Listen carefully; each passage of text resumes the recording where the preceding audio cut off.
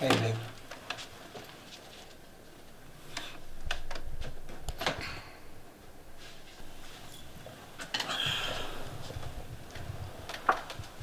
Okay. Day 3 and you're still silent.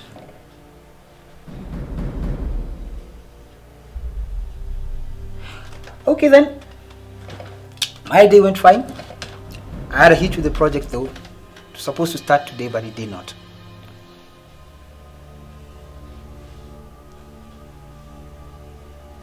Okay, now you have to tell me what is this that you don't want to talk about. Nothing. What do you mean nothing? Are you serious? Yeah. So now you're accusing me of lying, hiding things. I just asked what the matter was. Oh, so now you're saying I don't understand what you're saying, Cindy? I don't understand what you're saying. Okay, this is not going anywhere. You think? Can you please tell me what the issue is?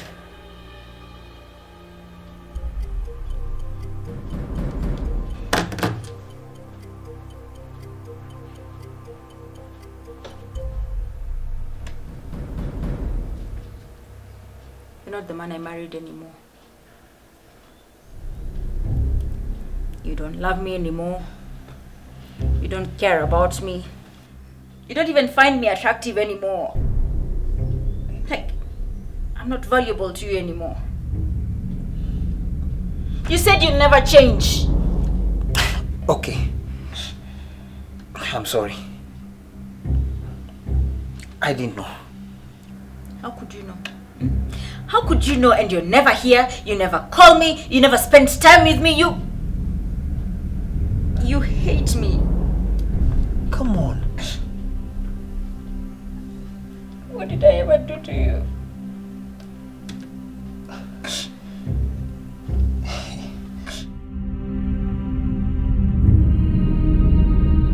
This week, we are focusing our discussion on conflict in marriage. And as you've seen in that clip, Lexi and William have this sort of conflict. Is it really about what they are fighting about, or there's something deeper? So today, we have an amazing couple that has been a mentor to many, and I've worked with many in the marriage journey. They don't need an introduction, but I will allow them to introduce themselves. And so, when you're introducing yourself at the tail end, just tell me something unique that you discovered about your spouse that you didn't see when you were dating. When you go married, that's when, wow, this is something very nice or not very nice. Okay, yeah, thank you, Makori, and indeed it's a pleasure for us to be involved in this way.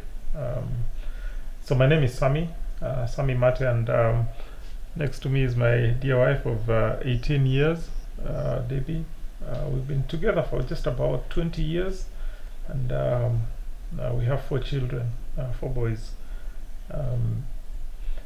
Now, the thing that I've discovered about her that is very that for me was surprising was the fact that I never thought she would have patience enough to deal with children. Can we cut?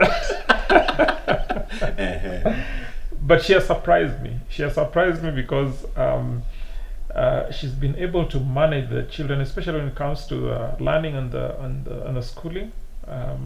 Something that I used to think I used to associate more with me than with her. So that's something very unique about her, that she seems to have these unique gifts and talents that just almost like an onion, as you unwrap, you start to see more. And it's taken me almost 15 years. It took me almost 15 years to see that, but I thank God for her. All right. I guess the introduction is sufficient. If I'm talking about the unique thing, the one thing that I discovered after we got married is that my husband had potential of being a really strict person. And I think this played out in our personality.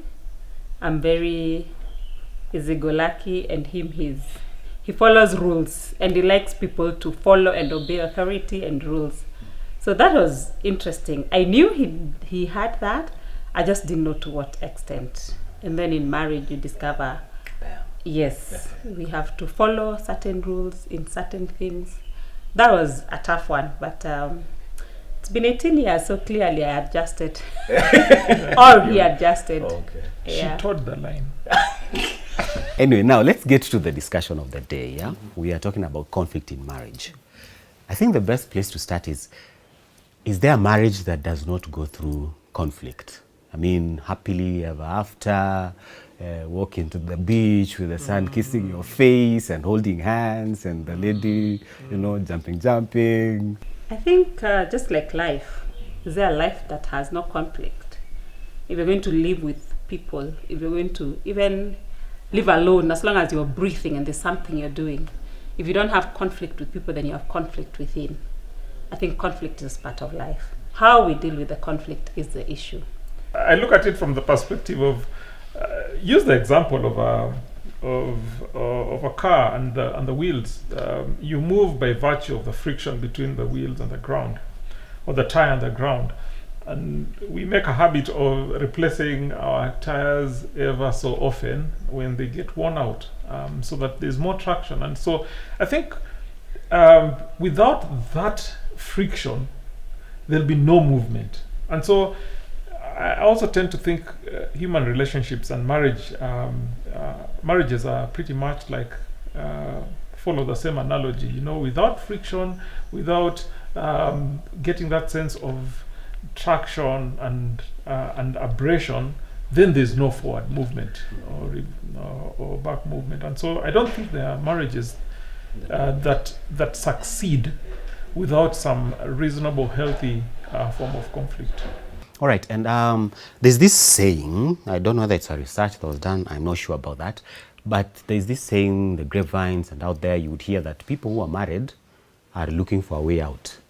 And people who are not married are really looking for for how to get into marriage. We call it the fly on the window. Yes. So they say that marriage is that window pane. There are flies on the inside hitting on the window trying to get out, and then there are flies on the outside hitting the window trying to get in. But the punchline is how that analogy ends. Usually one is asked, so where are most of the dead flies? So then, is it the conflict and the way marriage has been portrayed in terms of, you say that conflict now enables marriage to move forward. Is it the conflict and how it's resolved that now results to people who are married are like, you know what, mi kitu siwezani? I think my version would be that God puts couples together, and I'm talking about marriages that are ordained by God and are following his precepts. He puts them together for a reason. Number one, to recognize that you have been created differently. Okay, you are equal, but you're not the same.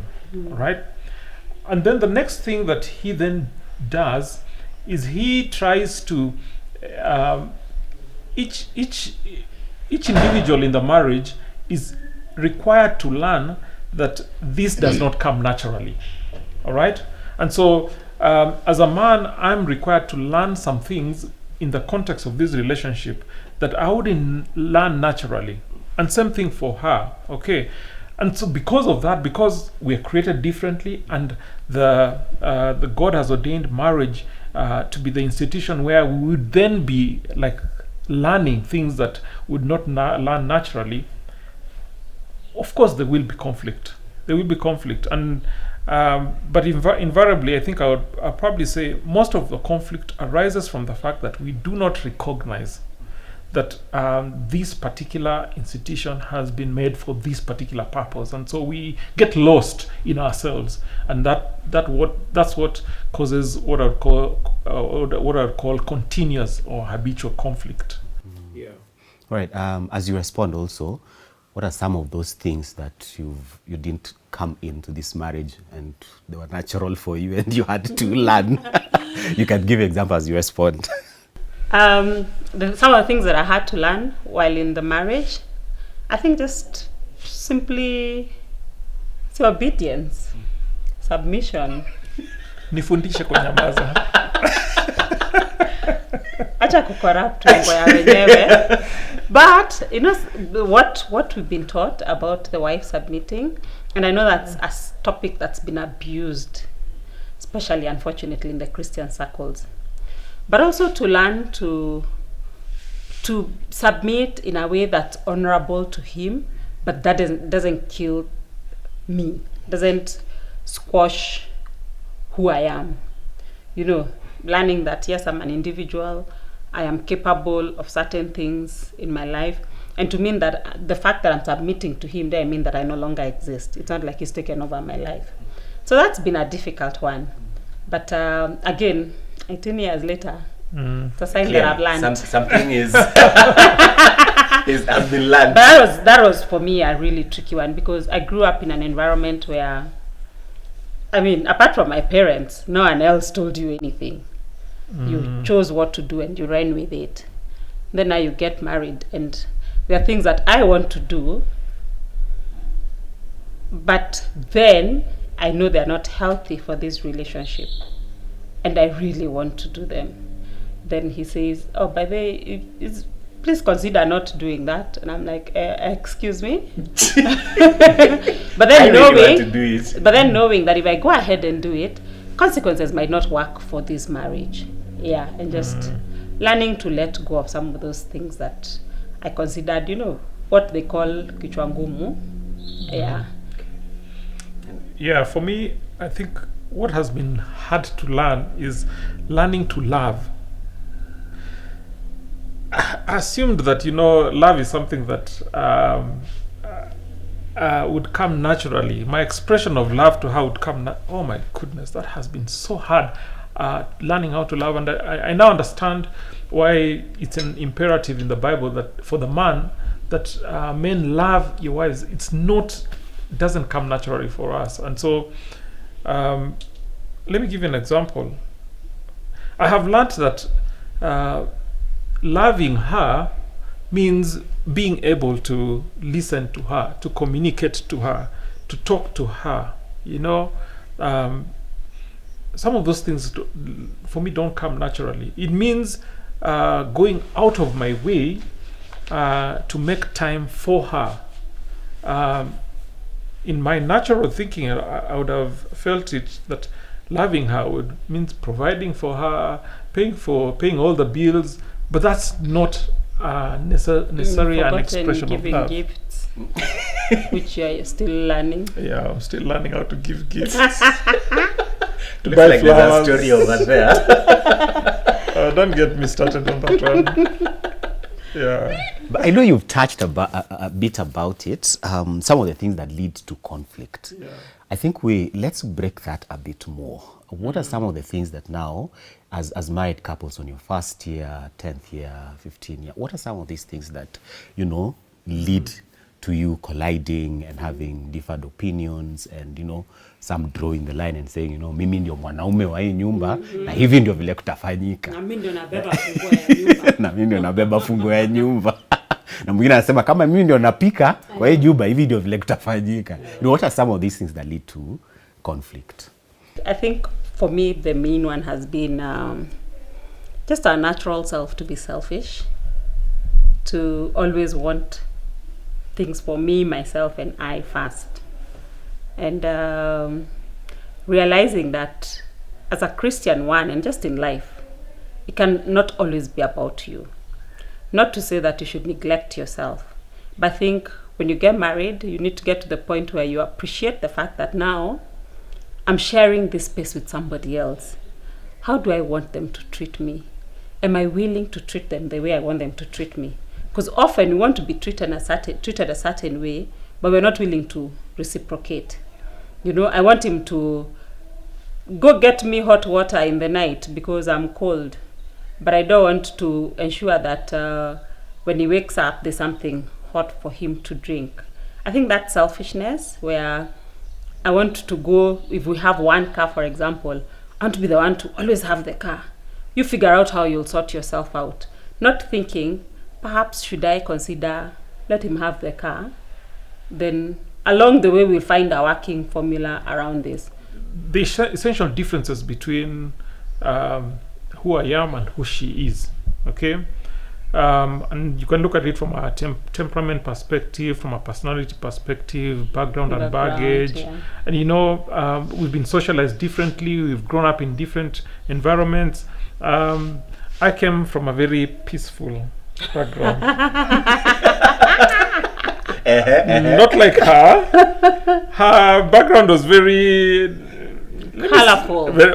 Colorful is the description. And so I'm used to, I'm used to a certain way. For example, on a Sunday afternoon, I want to come back home and listen to the birds. For her, she wants to come back home and hear children running or people making noise, and that's her, because of how she's been socialized and how she's grown up. And so those essential differences do create conflict, and especially if you do not know that you have those differences. That for me, I think, is very critical. A lot of couples get into marriage or into relationships without investigating how different they are from each other. And once they do that, they start to appreciate that, all right, you prefer it this way. This is how you've been socialized. This is what you like. Okay. So I would say that is a key one. But the second one, which is big and it's huge, and we've seen it in a lot of couples and also in us, is sometimes we forget the real purpose as to why God put us together. And when you forget about that, selfishness creeps in. She's talked about selfishness. Self pleasure comes in, and that inevitably brings about conflict. I'm curious, where does expectations, or rather unmet expectations, that lead towards conflict fall as far as this whole conflict conundrum is concerned? I think I'd say expectations would fall in under communication, where I have expectations that I do not communicate. That this is, as your wife, I expect that you'll buy me a car after 3 years of being a faithful wife, or a small red nice car. Or as a husband, I expect when I come home, please be at the door with a hot cup of something, just basically not communicating what your expectations are. But I think that often where unmet expectations comes in is where you have unmet expectations, you're not communicating them, but you're assuming that the other person knows what you're thinking about or what your desires are. And now we've basically gotten to this place of conflict. We are at conflict of some sort. As a couple, what are some of the practical ways that we can approach this conflict from? Okay. We do what we normally do. We pray first. Praise for Kimo manners. No, we can't even talk. Can we pray about it? We can't continue. I think there's what they say is the best way of dealing with conflict, and then there's what works, and there's everything in between. Vitu kwa ground. Different. Yeah. But I think one of the first things that one needs to do is recognize that there is conflict. Recognize that there's an issue. Okay, so that you're not going on with life and one other person is either sulking or is harboring resentment because the other person doesn't notice. So I think that sense of understanding amongst each other that we need to talk, ni kubaya. But she says that lack of communication is one of the sources of conflict. But guess what? The first casualty in a conflict is communication. And so what tends to happen is that, and it could be communication in different flavors, either loud volumes or no volume. You get, and anything in between also works. But generally, communication goes out of the window. You stop communicating or you stop effectively communicating. I think there are rules that generally apply for healthy conflict resolution. For example, we always say don't attack the person, attack the issue. You understand? And speak about it clearly from your heart. You understand? Say, this made me feel this way, and your spouse is supposed to validate that feeling, not say, you're not supposed to be angry. You know, Why are you angry? Bad feeling. How can you be feeling like that? You should not be angry. You know, but she's angry, so validate that feeling, and then move on from there to what can I do, and even apologizing and say, I'm sorry you feel this way. I know people say that you should not be apologizing for something that you're not responsible for. But no, it's okay to say that I'm sorry that you feel this way. Understand? Even if it's not you who caused it, but apologizing in that manner, in a sense, brings your spouse closer to you. For us, I think we've discovered that works for us. I think the other thing for me is thinking of the other person. Like what I said earlier, would I want to be treated the way I treat him when there's a conflict? Would I want to be shouted at, talked to badly? There are things that I say to the other person that if they were said to me, they would hurt more. Just to put yourself in this person's shoes, because at that point, is the last person you want to see or talk to. You're done with them. But, I mean, when you've committed yourself in a marriage, you both had an interest in this thing going further. And we will never go to bed angry at each other. It's a good concept. Practically, the truth of the matter is, it doesn't always happen that way. But I think it's a good foundation to base your attitude on.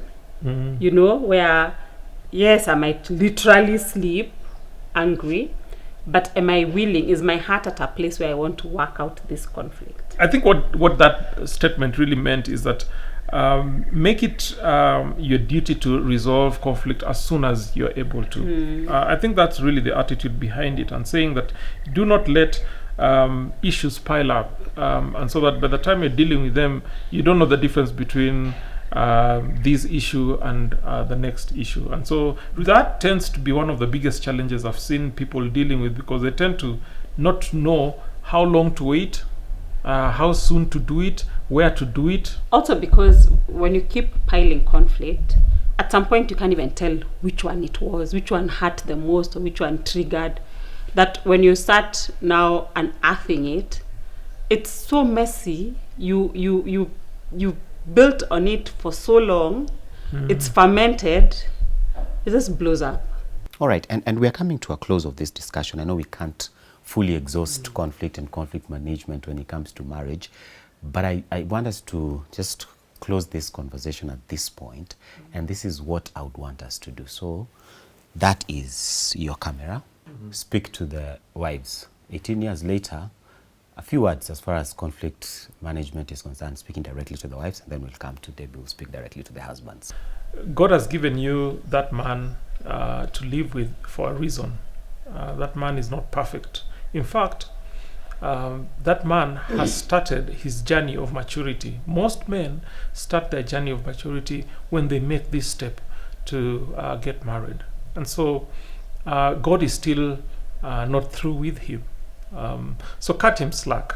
Know that he has a journey to go, even as he's living with you. My prayer is that you will remember to say a word of prayer for him, because a lot of the issues that he may be dealing with, only God can help him with. I also pray that you will encourage him, you will motivate him. You will be that person who he'll be excited to see at the end of a difficult day. I think that's what I would say at this point. To the husbands out there, I think as a wife, I would say be kind to your wives. Treat them gently. There's always the assumption that as a wife you know what to do with a husband. We have no idea. We are learning. Be kind to us. We will offend you. We will nag you. We will want to do all the things that don't make you happy. Be kind to us. I don't think there's one woman who has been loved and been unable to reciprocate that love with kindness. So just treat us well. You'd be surprised what will come out of it when you're kind to us. All right. Thank you very much for those wise words. And at this point, we've come to the end of this episode of Hashtag for Better for Us.